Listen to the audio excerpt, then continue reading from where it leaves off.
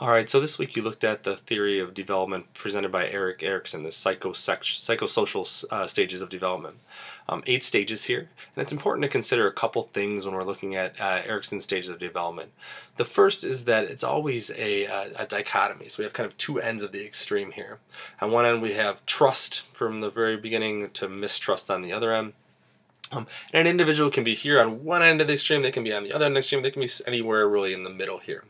The other aspect to consider then, though, is that where you end up on each of these 8 stages affects where you end up on the next stage. So if I end up in a very trusting relationship, that might affect later in life. So let's jump a few stages ahead to intimacy in early adulthood. So we're jumping quite a bit here, but if I had a very trusting relationship with my parents, it can affect how easily I can have an intimate relationship with someone as an early adult.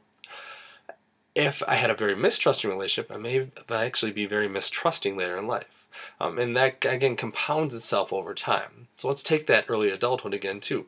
If I'm able to form a good intimate relationship, I can become very generative through having kids, giving back to them, developing that relationship even further, and become very happy and have a high sense of integrity when I get into that late adulthood stage, versus someone who has much more difficulty with intimacy and maybe becomes more isolated and maybe become more stagnant, have more challenges that way, and thereby have a more despairing attitude in late adulthood.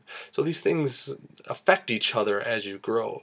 Now, just because you find yourself in a difficulty in one stage of your lifespan does not mean that you have to continue down that negative path. You do have the opportunity to change, which is another important aspect as well. So if you have any questions on Erickson, please don't hesitate to ask.